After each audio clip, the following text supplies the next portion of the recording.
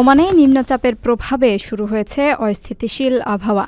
আজ দুপুর ২টা থেকে রাত ১০টা পর্যন্ত বজ্রবৃষ্টি ও প্রবল ঝড়ো বাতাসের সতর্কতা জারি করেছে আবহাওয়া অধিদপ্তর। স্থানীয় প্রশাসন এবং সংশ্লিষ্ট কর্তৃপক্ষ বাসিন্দাদের সতর্ক থাকার নির্দেশ দিয়েছে।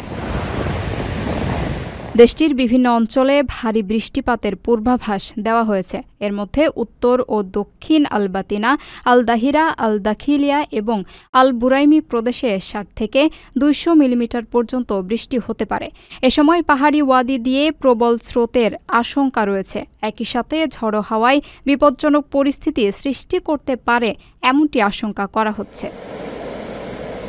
উত্তর আল শারকিয়া ও মুসেন্দাম অঞ্চলে ১০ থেকে ৩০ মিলিমিটার, দক্ষিণ আল শারকিয়ায় ৫ থেকে ১০ মিলিমিটার বৃষ্টিপাতের পূর্বাভাস রয়েছে।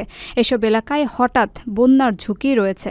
ওমানের সিভিল এভিয়েশন জানিয়েছে, বজ্র ঝড়ের সময় ঘণ্টায় ২৮ থেকে ৬৪ কিলোমিটার বেগে প্রবল বাতাস বয়ে যেতে পারে। নাগরিকদের নদী খাল পারাপার না করা, নিচু এলাকা এড়িয়ে চলার পরামর্শ দেওয়া হয়েছে। সংশ্লিষ্ট কর্তৃপক্ষ সতর্ক থাকার আহ্বান জানিয়েছে।